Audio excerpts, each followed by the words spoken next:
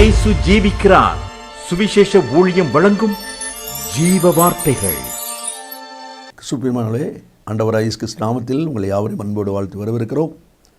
இயேசு ஜீவிக்கிறார் ஊழியத்தின் சார்பாக ஜீவ வார்த்தைகள் நிகழ்ச்சிக்கு வந்திருக்கிறவங்களை கர்த்தர் ஆசீர்வதிப்பாராக. ஒவ்வொரு வாரமும் இதே நேரத்தில் இந்த வார்த்தைகளை கேளுங்கள், அநேகரை கேட்க செய்யுங்கள். ஊழியத்திலே பயன்படுத்த விரும்பினாலும் எங்களோடு தொடர்பு கொள்ளுங்கள். நாம் ஒருமித்து அவர் நாமத்தை உயர்த்துவோமாக. நகூமின்கிற புஸ்தகம் நமக்கு ஆயத்தமாக இருக்கிறது. அவருடைய விவரங்களை இடத்தில் கேட்டு நீங்கள் பெற்றுக்கொள்ள உங்களை அன்பாய் ஞாபகப்படுத்துகிறேன். இந்த நாளில் தேவன் நமக்கு தருகிற வார்த்தை நான் வாசிக்கிறேன், ஜெபத்துடன் கேளுங்கள். அப்போஸ்தலனாகிய பரிசுத்த பவுல் எபேசியருக்கு நிருபம் எழுதும்போது 4ஆம் அதிகாரம் 27ஆம் வசனத்திலே விதமாக எழுதுகிறார்.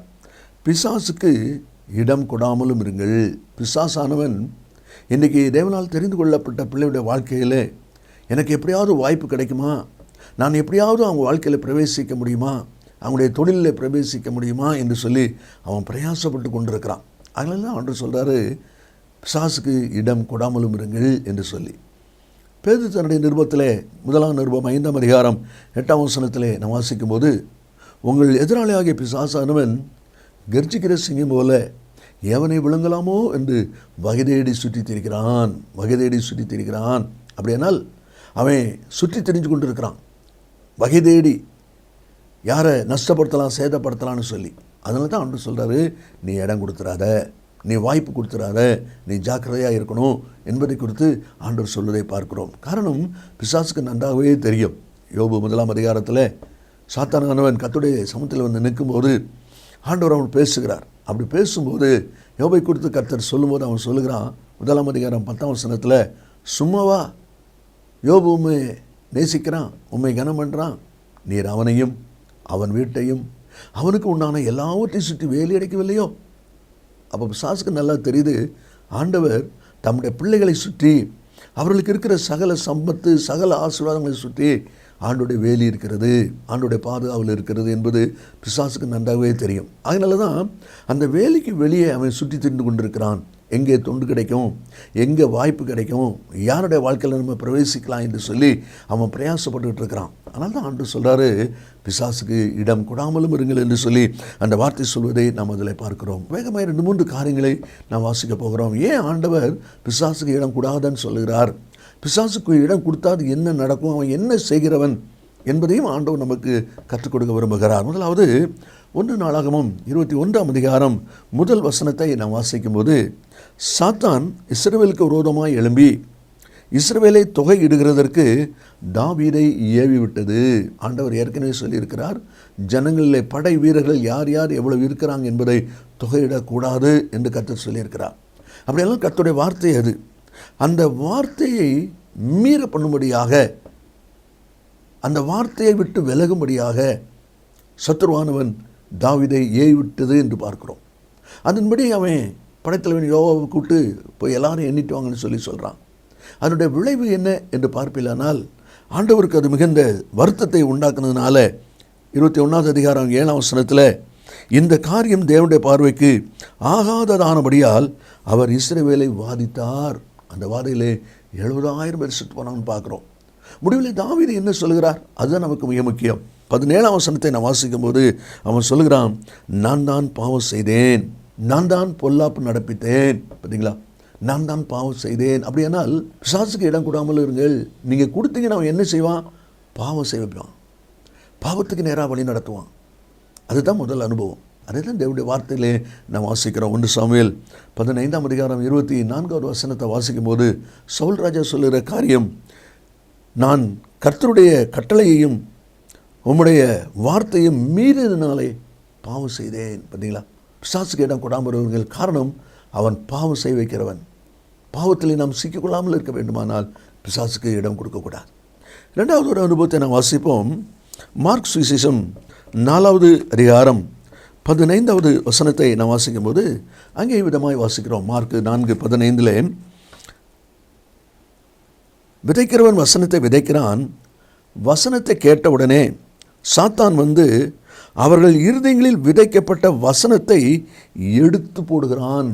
அதான் சொல்லப்பட்டிருக்கு.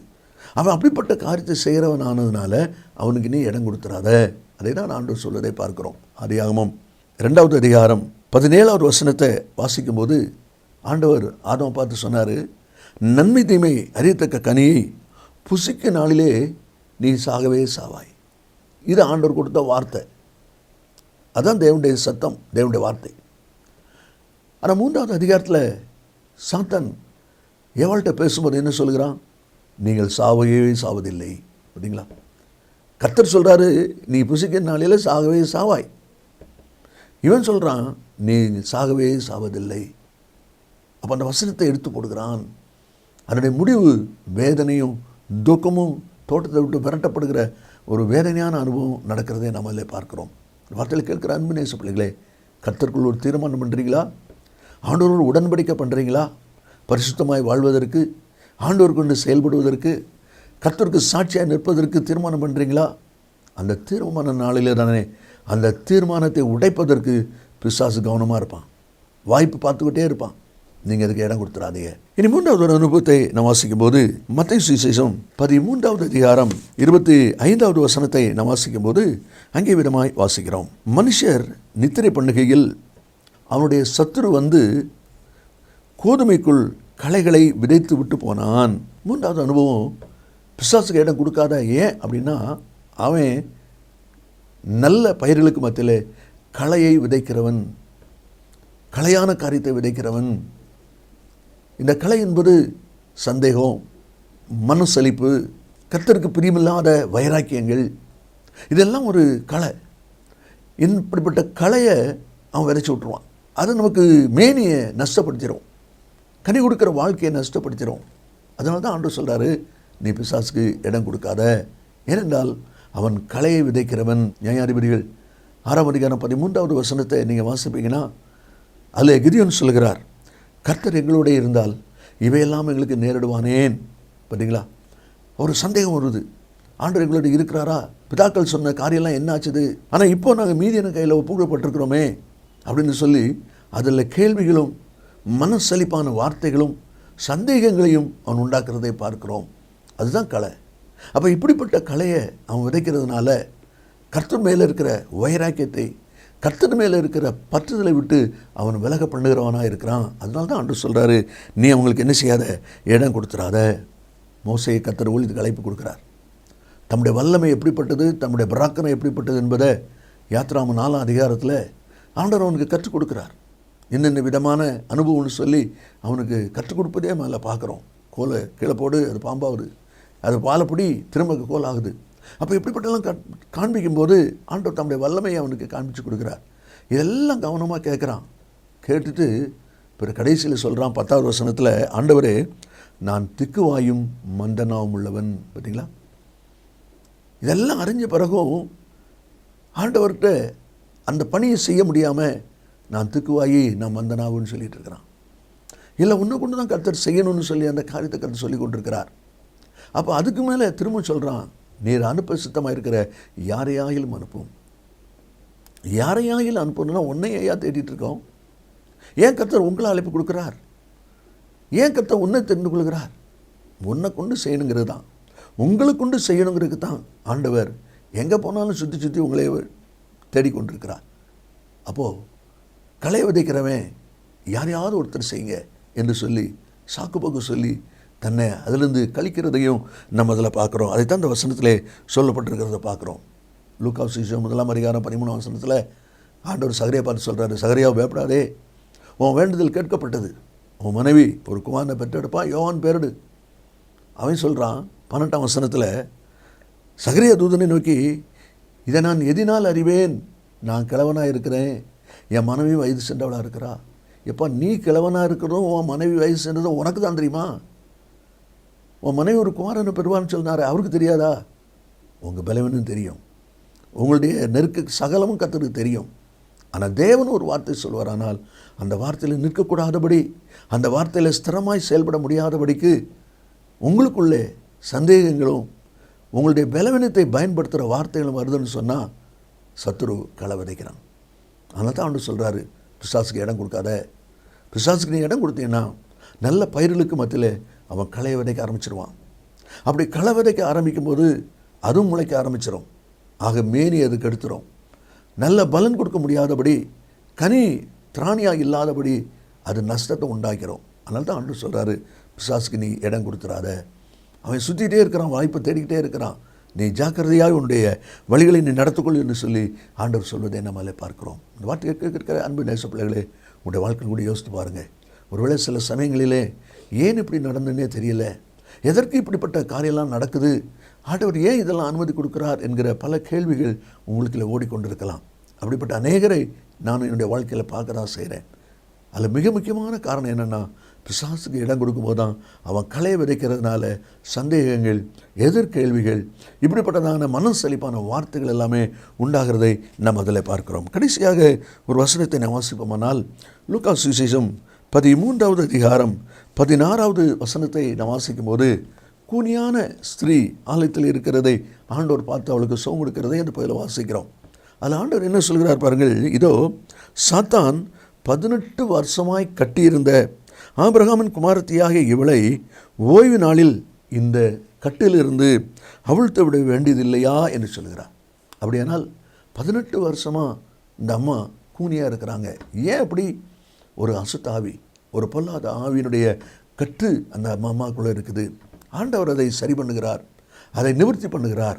அவள் கூன் நிமிர்ந்து சரியாகிவிட்டாள் என்று சொல்லி அந்த பகுதியில் நம்ம அதில் வாசிக்கிறோம். அப்படியானால் பிசாசுக்கு இடம் கொடுத்தீங்கன்னா அவன் ஏதாவது பாவத்தின் கட்டு, சாபத்தின் கட்டு, இப்படிப்பட்ட கட்டுகளுக்குள்ளே அவன் அகப்பட பண்ணுகிறவனாக இருக்கிறான்.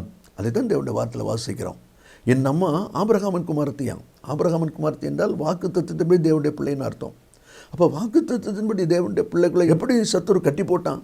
அவங்க ஏதோ 18 வருஷத்துக்கு முன்னால் அவனுக்கு இடம் கொடுத்துருக்காங்க, பிசாசுக்கு வாழ்க்கையில் இடம் கொடுத்துருக்காங்க. அப்படி கொடுத்ததுனால தான் அவன் இப்படிப்பட்ட ஒரு பலவீனத்தை அந்த அம்மாவுடைய சரீரத்தில் அவன் ஏற்படுத்தி கொடுத்துருக்கிறான். அதான் அதில் வசனத்தில் நம்ம வாசிக்கிறோம்.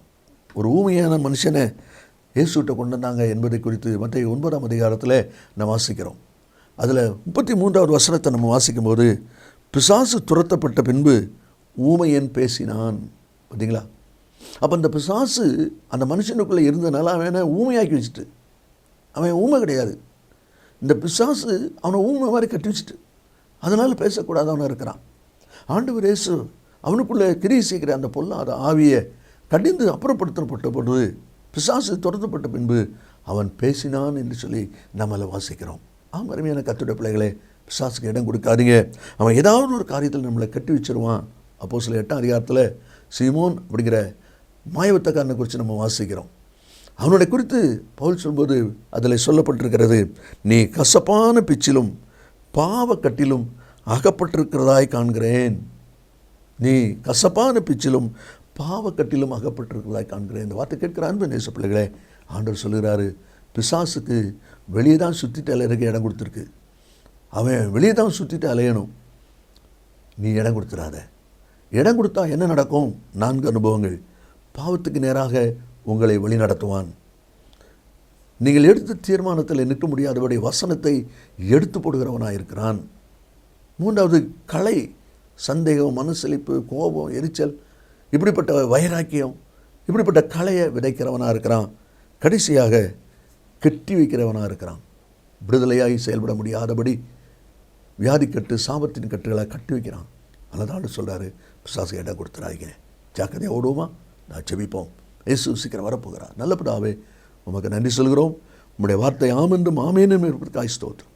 இந்த வார்த்தை கேட்டிருக்கிற ஒவ்வொரு பிள்ளைகளும் ஒரு விஷயம் கூட தங்களை ஆராய்ந்து தங்களை சீர்படுத்திக் கொள்ள, பிசாசுக்கு இடம் கூடாதபடி பரிசுத்தமாய் காத்துக்கொள்ள உதவி செய்யும். இயேசுவின் நாமத்தில் பிதாவே, ஆமேன் ஆமேன். கர்த்தர் ஆசீர்வதிப்பாராக. ஆமேன். கிறிஸ்துவில் அன்பு நேச பிள்ளைகளே, ஏற்கனவே நான் அறிவித்தபடி அந்த நகோமி என்கிற புஸ்தகம் இப்பொழுது நம்முடைய கரங்களில் ஆயத்தமாக இருக்கிறது. ஆவியானவருக்கும் நகோமிக்கும் உள்ளதான அந்த உறவை பற்றிய ஒரு ஆழமான கர்த்தனை இந்த புஸ்தகம் உங்களுக்கு ஆசீர்வாதமாக இருக்கும். அதனுடைய விவரங்களை நீங்கள் இடத்தில் கேட்டு பெற்றுக்கொள்ளுங்கள். கர்த்தர் நம்மை ஆசீர்வதிப்பாராக. ஆமென். மேலும் விவரங்களுக்கும் உங்கள் ஜெப தேவைகளுக்கும் நீங்கள் எங்களோடு தொடர்பு கொள்ள வேண்டிய முகவரி, ஜீசஸ் லிவ்ஸ் காஸ்பல் மினிஸ்ட்ரீஸ், சகோதரர் John M Jeyaraj, 123A Dohnavur road, Mavadi, Nellai மாவட்டம், தென்னிந்தியா 627107. செல்போன் 9443113292.